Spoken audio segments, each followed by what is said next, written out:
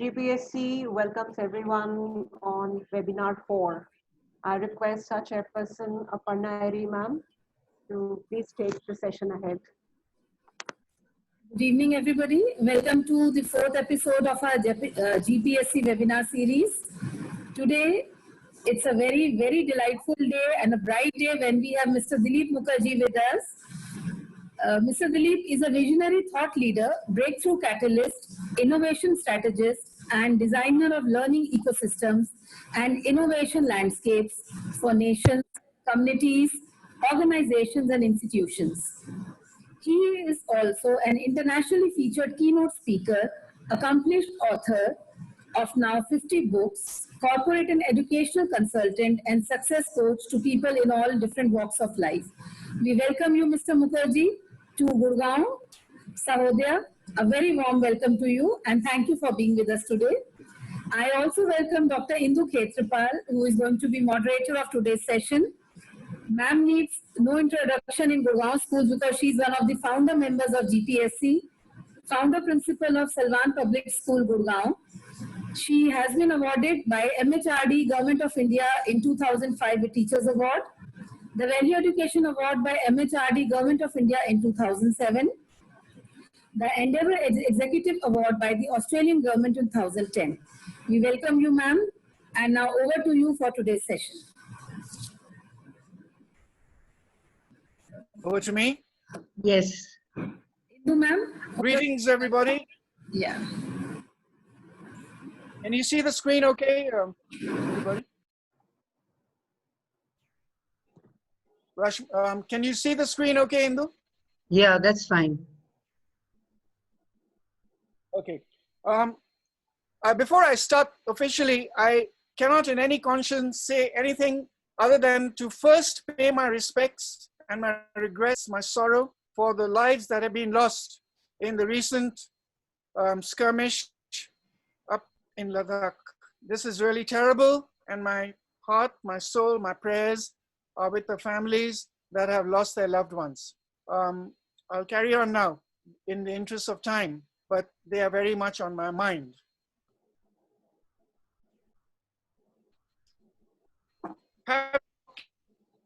To us, whereby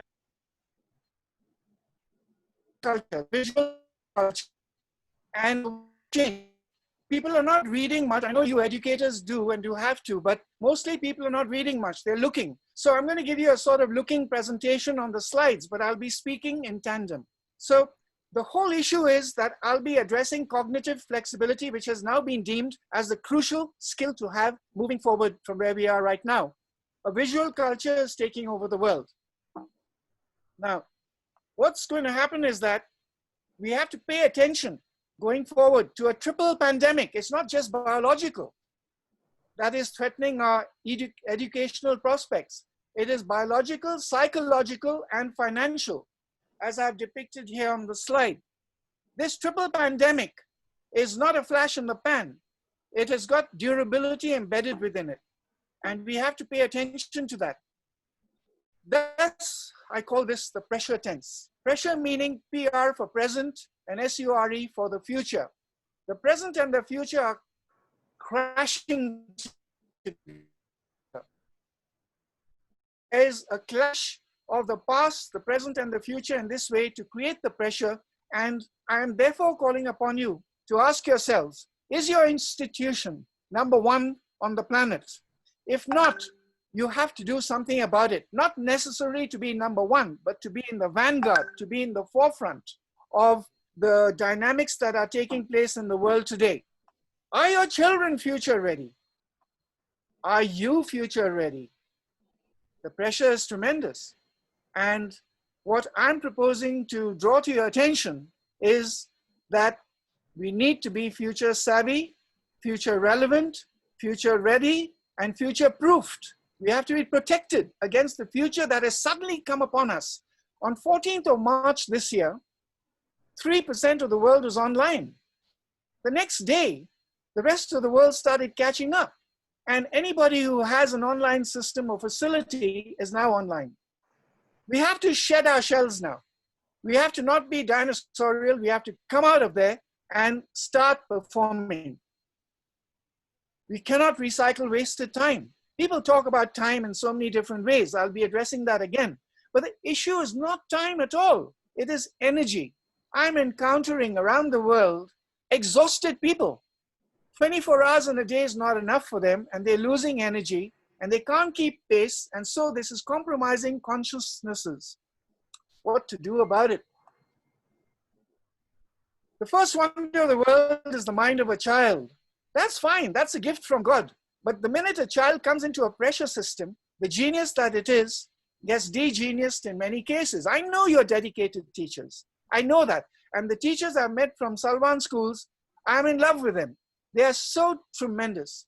But in what ways is this new mandate going to future-proof our children? Our children are locked into a future unready mode of studying. Mugging is not going to do it. Cramming is not going to do it. Swatting and sweating and slugging is not going to do it. We have to have smart techniques that are designed already into the way the brain likes to learn, not the way the brain is forced to learn. So I'm being contacted crucially by people who are challenged in many different ways, not just in the educational domain, but also in the political, governance, business domain. They all have families, they all have children, and they're wondering what's the future going to be like for them. So what I've done with my friend Kaushik, I have put this together as 10 commandments of crucial challenges that confront education today. These 10 commandments embody the real issue of what needs to be addressed, what I'm addressing daily because I research the brain and education every single day, and I've written so many books on this. But that's not good enough. We cannot say something must be done. Each of us must say, I must do something. I'm equally responsible. I take the load on my shoulders too. And so I want there to be between us a democracy of participation, a democracy of a will to win against this triple pandemic. So let me introduce you to the 10 commandments. The first commandment is information overload. We know this as a commoditized cliche right now, but it's growing. It's growing exponentially, and people can't keep pace. Next is low speed of information processing. Imagine if I said to all of you right now, as I'm speaking, please capture what I'm saying by hand in a sort of visual map of some form, not necessarily a mind map, but it could be anything. But can you capture it in real time? The average student doesn't know. But when I teach them how to do it, or the teachers how to do it, you see magic happening. It's not automatic, it's auto magic. And this is a gift from God too, which we haven't been tapping into. Poor retention and recall, memory logjam. What's happening is this. People think memory means mugging, memory means rote learning, R-O-T-E. 3/4 of the spelling of rote is rot. Rote leads to rot, actual brain synaptic attack. It is not helping our brains like that. We need applied imagination. There is no learning without memory, not at all. But we have to remember in a way which is conducive to the way the brain likes to learn, and they are natural processes that make your teaching and the students' learning memorable. Frozen status quo. Our status quo has no status if we just leave it as that. Nothing grows in ice. We have to break from the pack and advance our cause. The inability to adapt to competitive challenges, famine of ideas. Right now, the people in most institutions are not productive. They are reproductive. What is happening is that these reproductive mechanisms are creating pre-digested bodies of data, and this is being stuffed into the minds of our children. The teachers are under pressure to finish syllabuses. The policymakers have their own rules and regulations which straitjacket the average child's mind. This is not called learning. It is not learning at all. It's force feeding. The inability to read fast, deep, wide, and with varied extensivity. I read 10 books a week, average 500 books a year. I think it's inadequate. I wish I was reading 100 books a week. But the average person doesn't finish reading 1 book a year, if at all. The average person is not a reader. As I said earlier, The average person is a looker. So poor idea generation capabilities, they are brain blocked. There are ways which I call brain dancing to unleash the capacity of the brain and the capability to be developed to create ideas and to translate them into concrete products, services, platforms, real deliverables. This is not taught in school. Poor articulation skills, lack of eloquence. You see, people might have the ideas and then they can't express them. Then those ideas evaporate like dew in the morning sun. That is hugely tragic. Then meager knowledge of the human brain and how to use it to learn fast. Learn how to learn fast. Hindu is the only principle I have met in my travels in India, because most of the time I've been abroad for decades. But Hindu is the first and only principal I've met who's actually shown a live interest in the study of the brain and had to present it in Finland, etc.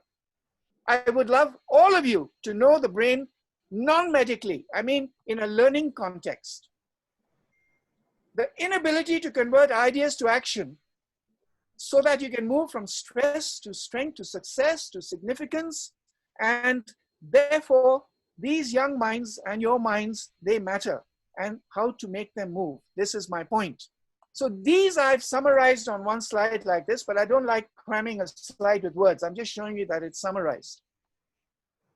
Now look what happened here in the PISA test. Indian students ranked second last in this global test. Only Kyrgyzstan was behind us. How can a subcontinent with super geniuses as kids have institutions where this is the result? It cannot be. Something must have gone wrong there. Yet, at that time, China sent only one city, not the entire nation, Shanghai, for the competition upon special request, and they came out top in every category. So I thought maybe they have some secret that I need to learn from. There were about 5,000 pages in 5 volumes that I got sent to me to investigate this. No, China does not have smart learning systems that I was looking forward for. They are just hungrier than us to march ahead and dominate. They have that hunger, they have that thirst, they have the will to win, which is more than us, much more. So today you are either distinct or you're extinct. How do we make our children distinct? This we have to know. Now, look at this. My latest research shows 80% of children in their first year of primary school will enter careers that don't exist now, involving technologies, cultures that have not yet emerged. How can you predict what's going to emerge? You have to have a trend analysis done, a trend map, and you have to keep this on a live dashboard that is getting updated in real time. Otherwise, you're going to be out of sync. We have to link it, ink it, sync it, and move ahead with this so that the child is keeping pace with the dynamics of changing times.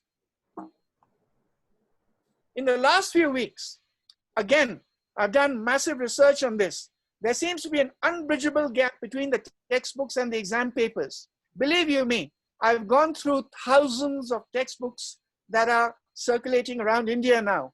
The textbooks that I had in school in India were way better than what I see now. Whether it's for your level or whether it's for UPSC candidates or above, they are not bad, they are terrible. You can write your own textbooks. I have total confidence that you and the children under your care can write your own textbooks, and they can be world-beating, super fantastic ones. And you can do it. So I did this drawing to show you the gap between textbooks and the exam papers and the exam results. This is shocking. So our textbooks are not designed on how the brain likes to learn. That's the tragedy. You people are in the forefront of being able to lead the show and show the publishers what can be done. I would love to see you do it. Now what happens? The poor parents, they are panicking because they are blaming the schools and saying that the schools can't keep up, the teachers can't keep up. So $1 billion a year on average is being spent in external tuition to coach their kids. This is not just in India. This is Singapore and other parts of the world too. It is a shocking travesty. I never bothered with tuition or anything like that. in the conventional sense and in the sense that we see today. This is crazy. Within the 10 commandments that I showed you, that raise their heads in prominence are poor grasp of language and poor understanding of the basics. The fundamentals are missing. If you don't understand and comprehend the fundamentals, you're just mugging it. There's no way you can articulate it. Understanding comes from the head. Comprehension comes from your whole being. They have to be taught this, how to do it.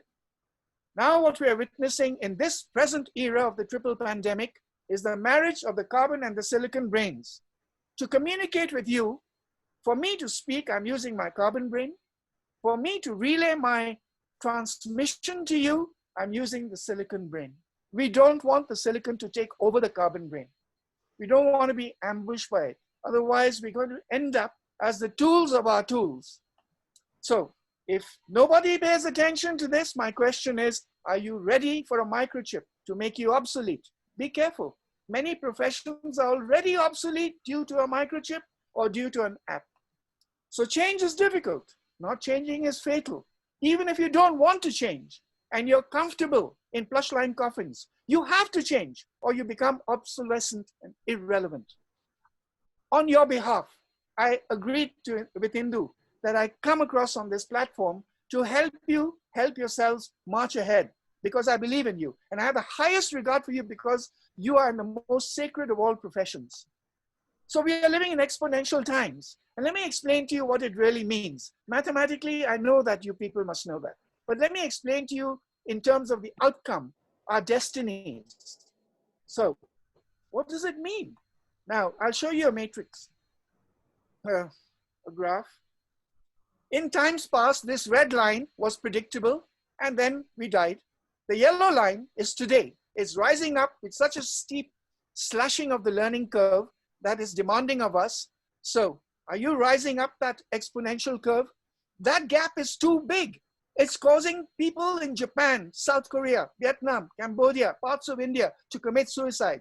These people are children, and their parents are despairing because the gap is lethal and it's rising as we speak. Do you know that every 3 seconds there's a new digital innovation that is emerging on the planet? I've been speaking for longer than that. And you imagine, over 900 seconds, how many digital innovations have already emerged? So are you ascending this exponential curve? We need to be upskilling, reskilling, cross-skilling, expert skilling. Are we skilling every day? So my question is, are we skilling ourselves or killing ourselves? We have to pay attention to this. There's no choice.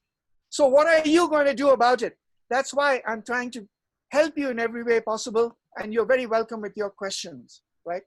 Now let me explain to you about this image from one of my books. Every morning in Africa, a gazelle wakes up. It knows it must run faster than the fastest lion, or it will be killed. Every morning, a lion wakes up. It knows it must outrun the slowest gazelle, or it will starve to death. It doesn't matter whether you're a lion or a gazelle. When the sun comes up, you better be running. This is a metaphor for all of us, for our lives. We cannot be standing still.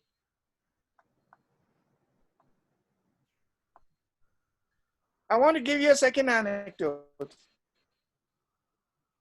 world is not made of atoms and molecules. It's made of stories, but these are real stories and they matter to us. They are relevant to your evolution and to the destinies of the children born and unborn. Among the tribes of Northern Natal in South Africa, the most common greeting, equivalent to hello in English, is the expression sawubona. On top I've written it. It literally means I see you. If you're a member of the tribe, you might reply by saying sikhona. I am here. That's what it means. The order of the exchange is important. Until you see me, I do not exist. If when you see me, you bring me, it's when you see me, you bring me into existence. There's a Sanskrit parallel to this. Soham aham asti. This meaning, implicit in the language, in part of the spirit of Ubuntu, a frame of mind prevalent among the people in Africa below the Sahara. The word Ubuntu, Jomo Kenyatta was very famously au fait with this. The word Ubuntu stems from the folk saying Umuntu Nagamuntu Ungabuntu, which from Zulu literally translates, a person is a person because of other people.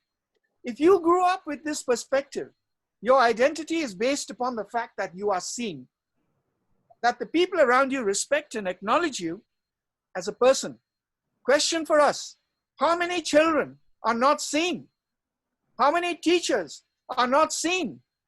How much blamestorming is taking place instead of brainstorming? So, when things are changing fast, what people already know becomes rapidly obsolete. Only the ability to learn fast lasts once you learn how to learn. Fast learning is what I call learning at the speed of light. In the very beginning, I wondered, is that possible? But it is. Learning at the speed of light is what I've been teaching from the year 2000 onwards. I first experimented on bottom of the barrel students in the lowest level in Singapore in a good school, where the top of the barrel, they were supposed to be super smart. And I proved to the principal and to the students and their parents that if they learn how to learn and are engaged, not encaged, they can outperform the top of the class. And they did. They learned, therefore, how to finish 1 year's syllabus per subject at super fast speeds in 1 week. Must we do that? No, I don't mean that. I mean that it is possible. So there must be joy in learning. You don't have to, have a crash course in everything and speed ahead, but you cannot panic where every holiday the children have to trudge to school for extra classes. Let them have recreation time to recreate them. So championing children is my cause.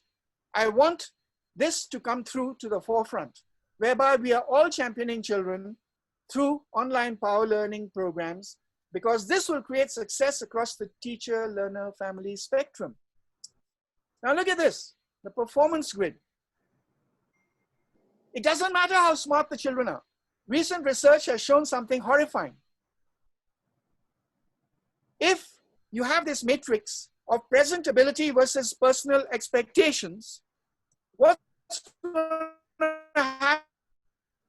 You get a negative result, like I've got the laser here, and you can have negative and positive expectations, and you will still have a negative result because you're hallucinating. It's not a reality. Then, here's the next part. This is shocking. You can have positive presentability, negative personal expectation, and you'll have a negative result. There are many brilliant students I've seen at all levels of education around the world who have this negative results because they just don't believe in themselves. The only way you have a positive outcome in this particular grid is on the top right-hand corner, positive expectation, positive ability. Otherwise, you can't do that. So, other than smart techniques, the psychology of learning has to affect the physiology of learning so positivity prevails. Now, it's crucial, therefore, that the parents and educators to maintain a realistic expectation aligned with the inherent abilities in their children. They can't just expect something that is absolutely out of this world. They may hope for it, wish for it, but they can't expect it. They have to be realistic, but at the same time, realistic expectations are too low. They can be higher, they can be raised. Every child can excel. So what I'm going to do now is I'm going to transfer the mode of explaining something to you via Illustrator. I will just go on a blank screen. And I'll say, if you wrote this word education, you understand? And that's the domain you're in.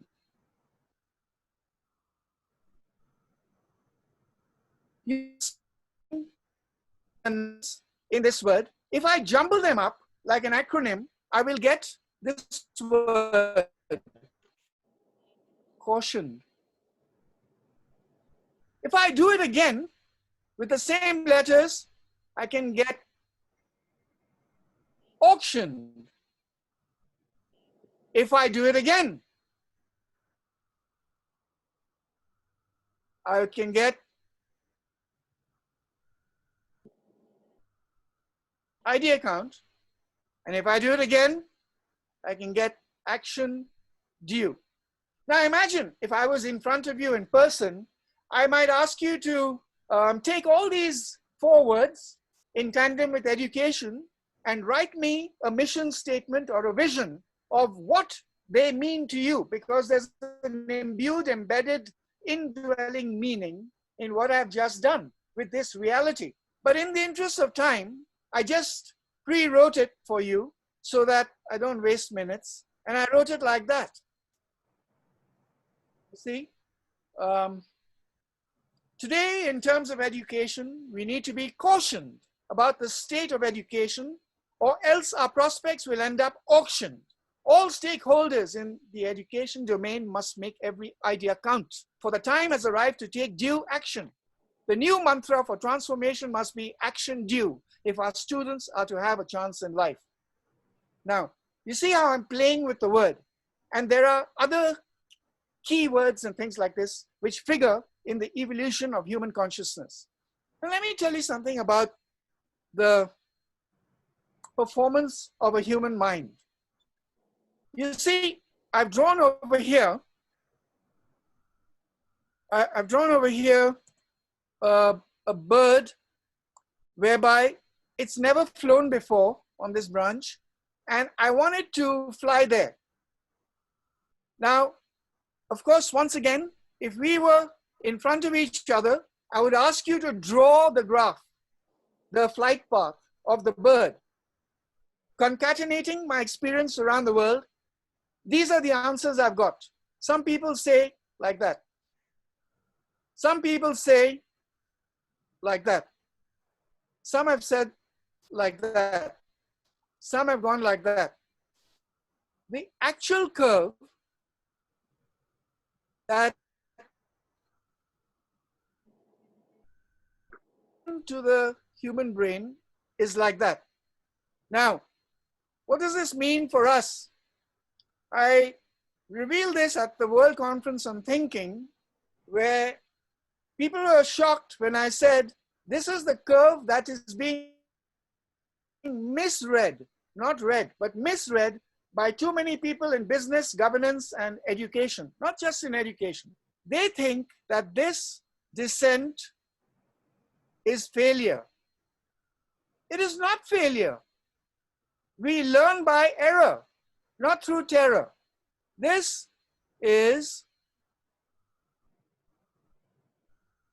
learning. But sadly, what happens is that judgments are made on this descent. And when the child approaches this lowest point, cautionary words are given to the people in charge. That child is useless, that child is not capable, they don't have the talent, etc.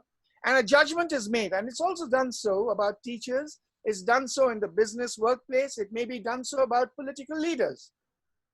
They don't allow for this fact that at this point, if you allow the curve to evolve with perfect persistence and indefatigable determination, what will happen is this will rise towards success. It is inevitable that this will happen. With the right formula, what happens here? The x-axis is time, as everybody knows it. Sometimes this curve can take a longer time. It can be for 2 reasons. One is that the learner has a bad attitude. The other is that the person teaching the learner is not skilled enough to articulate properly, right? So what I'm recommending here is that in this encounter between us, in the time that we have left, I give you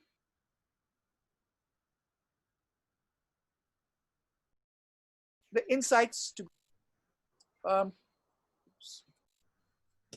if I consider this as a Venn diagram, and you have this side, you're the teacher, you're revealing, and here's the student receiving. And if it's all done well, this equals learning. However, sadly, this transmission, the revealing, is traditionally chalk and talk all the way. And that is shocking. So the receiving gets compromised if the revealing is not done well, and therefore the learning gets cancelled. It can't take place. So what there has to be here is a frequency like on a radio system, a frequency matching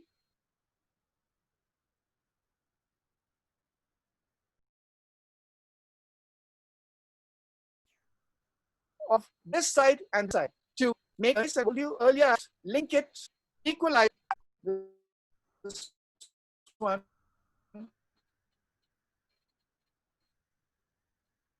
and now what happens is this. You see,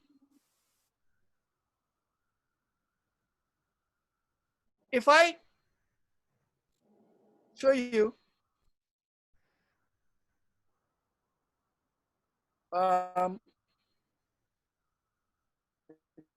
you know, there's many people are focused on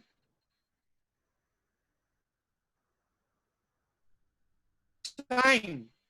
They say, I don't have time, what to do. And the issue is not totally emotional about this. And emotion is actually energy in motion. So you have to pay attention to energy. But Einstein came up with this formula,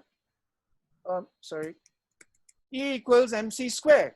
I have a different formula. E plus an into m equals c to the power of infinity. Energy added to and inserted into memory equals creativity that is infinite, infinite creativity. We want creativity from our children so they're thinking for themselves and able to come across fresh ways, fresh perspectives of answering questions. Now, if you don't do that and you consider a situation whereby you take, say, for example, a computer, and the computer analogy is GIGG, GIGO, garbage in, garbage out. But we are not computers. We are human brains. And what happens here is garbage in, garbage grows if you have the wrong formula supplied. And it's only mugging and swatting like that. So if I go back now to the slides and I refresh what we've been doing. Sorry. All right. What I gave you was education. The anagram, we need to be cautioned, I'm reminding you. Otherwise, the alternative is auctioned, idea count, and action due. And then I gave you this paragraph that I had written, just as a reminder. If you take teachers and students playfully and make an anagram there, you will get this, the stranded nutcases. Isn't this shocking too? We need just joy in learning. So to be future ready, educators must keep linking the classroom to the boardroom. They cannot forget the workplace because the children are going to graduate into the work sphere and you want them to be future relevant. They have to be future proofed. So every educator needs to keep in mind this link between the classroom and the boardroom. As I said at the very beginning, the cognitive flexibility that is required and mandated by the World Economic Forum is the skill that embodies everything I've shown you in the 10 Commandments. Leonardo da Vinci in the 15th century came up with the universal man drawing, which is reflective of cognitive flexibility. I urge you people, therefore, to study the art of science, don't get polarized, study the science of art, Use all your senses, especially your sense of vision, and remember that everything connects to everything else. This is the universal man as your universal brain that I've drawn. And Arti's book on multiple intelligences segue perfectly with cognitive fluency. And every school, every classroom needs this, not just a unilateral, one-dimensional focus on the subjects. Look at this. Here's an example of cognitive fluency for a brain-damaged child, 7 years old, with cerebral palsy in London. His name is Charlie. We taught him how to do his first mind map, and this is a mind map on what he loves. I'm only showing you a few examples. This is a mind map I've done for an American client on 4 books on 1 page, summarized there. Then, this is a mind map of the works of Edward de Bono. You must have heard about him, the world's most prominent thinker. 22 books on 1 sheet of paper. Now, how does it come to that? If I take the previous mind map, there's 4 books there, 18 books here, and I put them back to back, it's 1 sheet of paper, A4 paper. And that has the equivalent distillation of 26 books, or 24 books, sorry. This is a 20-foot long mind map by Dr. Stanley of Boeing Corporation, whereby in the first year of quality control, the cost of confusion previously used to be too high. Here they saved $10 million. Imagine if your schools had living maps that were like dashboards being updated by the second, moment by moment. You would be beating every other institution in the world. This is me with Tony Buzan when we were interviewing each other in Singapore and debating the pros and cons of mapping in principle, not just mind mapping. Arti's book addresses the 8 intelligences. Howard Gardner has moved on to 10 now. So I've done this as a tribute to both of them. And we need all 10 intelligences being addressed in our schools. Now, the one thing I have not seen any school address is self-efficacy. Self-efficacy can defeat all obstacles in life, you see? So the child has to have that, because I showed you that matrix where only the positive self-belief and the skills complement each other for a winning outcome. Yesterday's peacock is today's feather duster. Yesterday's world records are today's entry-level requirements. How do we stay relevant? How do we future-proof ourselves to be future-savvy? So my programs, the Renaissance programs, anything to do with why? I have this vision to resurrect India as the learning capital of the world. For India, hopefully with your crowd at GPSC, to be the epicenter of a learning revolution, so that you can be standard bearers of scholarship, leadership, fellowship, and excellence in every way possible to take our kids forward. The future demands a fresh resume. We cannot stay with the status quo. I told you it has no status. So the syllabus super strategies are what are required. So what I have skills for immediate application that of course combined with heart and soul and mind skills, all of this coming together whereby the world can move from harm to harmony. Our planet is wounded. We need to do something about it. We're living in perilous gyrating times. How do we march ahead? So is to help you as educators be the leaders of the world to master the skills within programs that I'm offering. These come from the world's most powerful learning systems. I can substantiate it all. I've written it in all my books. Amongst your audience, Indu's the only person I know of who's got all the books. And so we come here. What does it mean to you? Your future prospects compel you to make giant leaps in learning and a radical change in strategic direction. You have to be learning, learning, learning, burning for learning without burning out, with joy in learning. Here's a sampling of some of my books, right? This is just to show you that the titles mean something. Learning leadership, leading learnership. Now, the final in closing, before I invite questions, the path to disappointment is the student, try, fail, complain, and the brain is in shock. We can't have our children like this. We can't have our teachers and parents like this. We can't have a society like this. The path to success.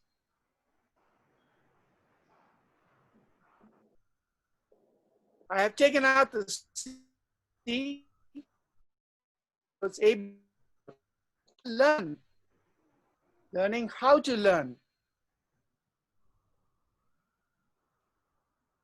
And win. This is we see the possibility of your congregation leading the show. So you have to get out, be reborn. All of us have to. A new birth takes place to unleash our genius. So how do I see GPSC? Genius propagated by a superior consciousness.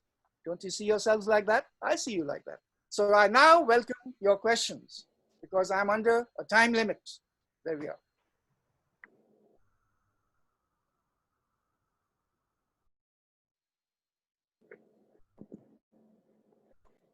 Over to you, Aarti. You can stop. I stopped the so that we can sharing. see you. Yeah. Indu ma'am, we request you to take over. Indu ma'am. Kindly unmute Indu ma'am. Yes. Yeah, I've done that. Can I be heard? Yes, ma'am. Yeah, okay. How do I start and from where? Uh, Thank you very much, Mr. Dilip, for this. My observations, what emerges is that what we need is adaptive leadership today. Uncertain times, chaotic, difficult to understand. So we need a lot of resilience and need to learn and need to update, rework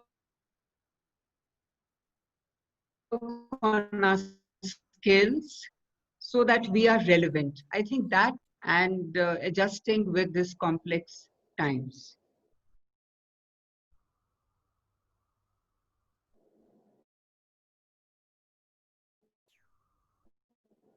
The next would be, let us reflect, how have we changed during this period? How have we run? Is there, can you feel the change within you, or you find it's a lot of pressure and frustration? I think that is for us to reflect upon. So that is one. And the second is, of course, talking about, again, that we have to make ourselves relevant and not live on our past glory or, you know, the uncertain future.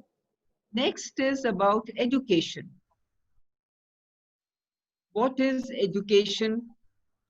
Everyone talks about it, a lot of webinars on, and these days, a lot of online sessions on textbooks versus, you know, your exams, your assessments. Are we doing the are we teaching properly? Are we assessing the child? Now the question is, what about the CBSE exams? Will we be able to, you know, the exams that could not be held, will we be able to do it? So I think joyful learning and reaching out to each child according to their capabilities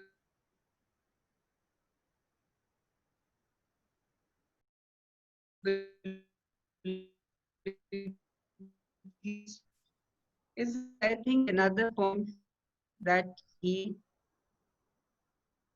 Mr.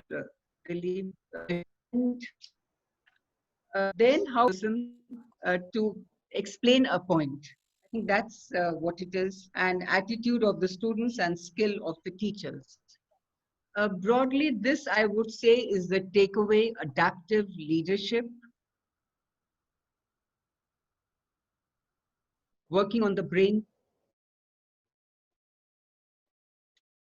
think without ink, and yes,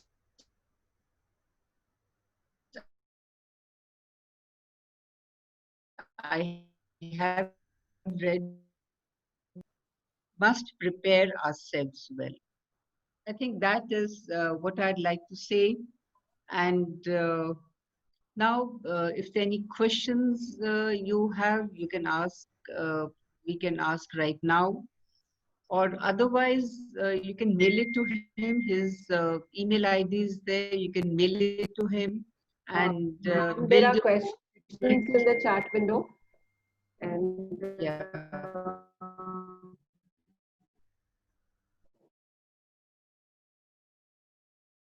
Can I read out one? Yeah, read Right. that out. There's a quiz. School children are still missing school environment. They're frustrated seeing the screen. Can be motivated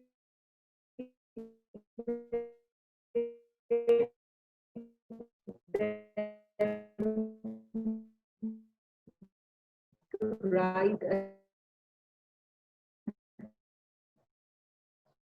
chapter. Isn't we are a problem because it has released the 101st world, and also locally here. And what's happening is that the just answer in two ways. One is the flat screen of a monitor or a TV, etc., is not good for a little child up to the age of 8, right, beyond a certain point. But what happens is that we now have digital DNA in our children, of infants all the way up to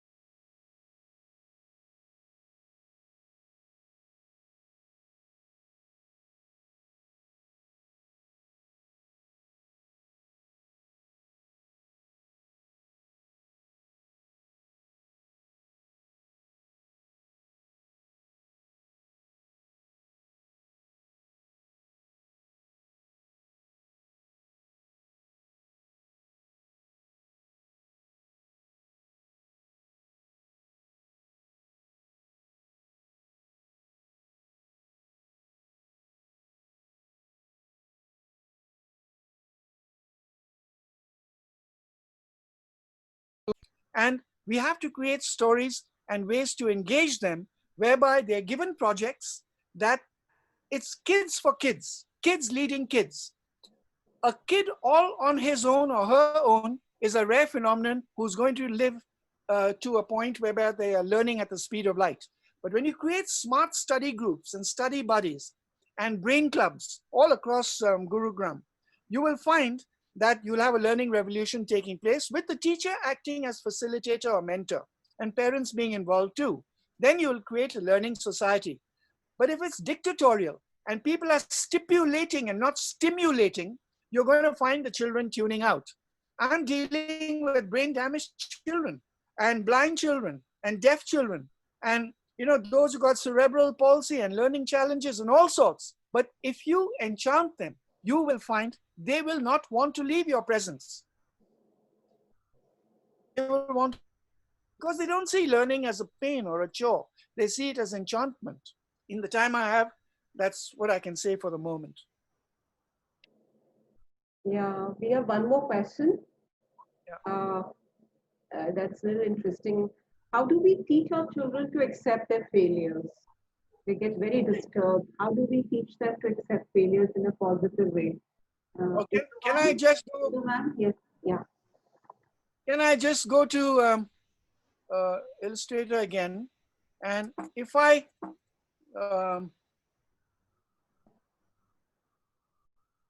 you see, there's something, everything. Yeah. It is. Can you see the screen? Yes.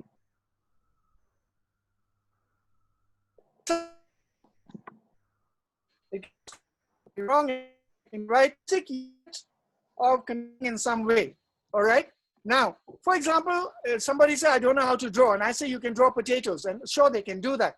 If you inject schema in there and you change the way you get them, you different expressions. So you see, just by injecting schema, the portrayal of information can be changed. Now, what I notice a lot of people are having a problem with is that when they come across, for example, there's a common, this has become common now, the word impossible, right? It's become common. And what is happening is that people get stuck over there at impossible. And my point is they have to start believing in themselves that they are possible, right? I'm possible, right? Now, this is a simple thing for me to show you. It's an elaborate thing to change the culture of consciousness in a child when he or she has begun to believe everything is impossible. Well, a sense of frustration.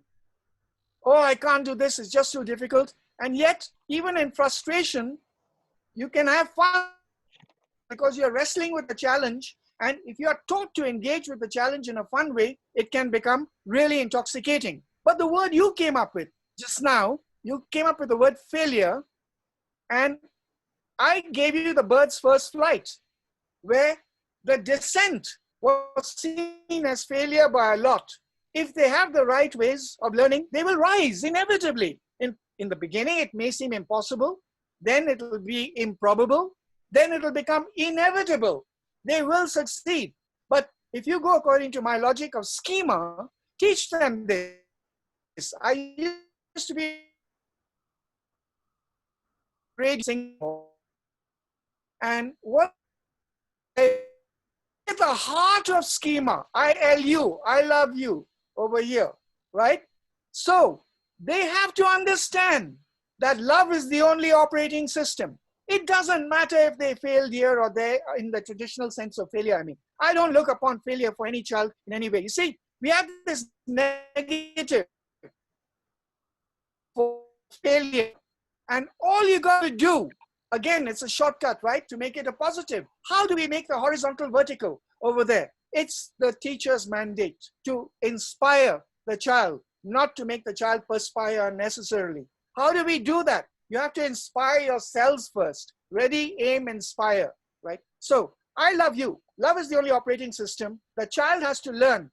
Failure is not death. Defeat is not death. It's not the end of the world. It's a learning experience, because after failure, you can have super success. This is not propaganda. I'm not a politician. I don't need anybody's votes. I live according to these precepts, and I have turned children around thanks to the inspiration of God and His hand guiding me. I'm just a hollow bamboo, and these children are utterly responsive to the magic of believing in themselves. What is this? I already explained. Self-efficacy. When they are groomed towards self-efficacy, not self-esteem, self-efficacy, then they will not worry about the failure. It's an incident. It's one event in their lives. That's all, right? Yeah, thank you. Can you Screen sharing. Mr. Kaushik is also there. Aarti, Mr. Kaushik is there. Yes, ma'am. Kaushik ji is there. I think this. Kaushik is here. Yes, Kaushik, they're calling you wrong.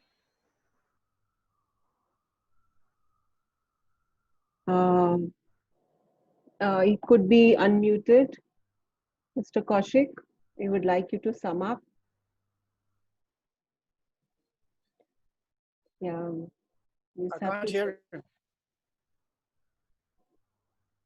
Kaushik. Yes. Can you hear me now? Yes. Right. I was muted all this while, but it's okay. That's the challenge, right? I could have gone through sign language as well, right? Okay. So wow, 230 plus well participants. Yeah, Dilip, your network, of course, was giving trouble from time to time. I noticed at least, and although some of your talks did go away or fade away, but in essence, I think your slides really captured everything, right? And just for letting people know who I am, well, I am from Singapore. I work here in the corporate world, but I've been involved in the education sort of like domain for the last 35, 40 years. And the last 10, 15 years has been with Dilip. Now, you would know like what my brain is like subjected to every now and then when we have a chat, right? So it's like bombarded, like a nuclear fission or a fusion which takes place, right, of learning. But that's really the core of it. And I just actually saw a few questions which some of you wrote in the chat box. And I think most of them are very, very relevant under the times. And we have seen that not only in India, but in various other first world countries as well, right?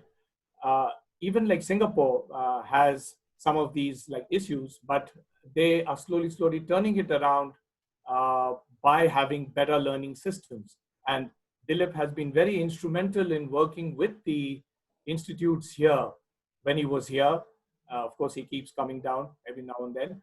And he's also revolutionized that kind of a situation. So yeah, the only way forward is to sort of look at how we can bridge that gap, which he was like talking about. And I'm sure with your August forum, you should be able to address this moving forward, right? I see an exalted sort of, like presence here, and the level of participation, what I see is really unprecedented. You should really take this like forward in the best possible fashion so that you are super zooming yourself into the self-efficacy world and teaching our children, which are simply the next set of doyens who are going to take this entire country forward, right? So yeah, welcome to the learning revolution, and thank you very much for having me. Thank you. Thank you so much. Dr. Ketapal, over to you, ma'am.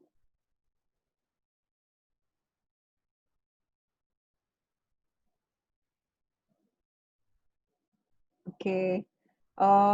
Can we take one more? Yes, ma'am. Yeah, I think, let's take one more question. If anyone would like to ask anything.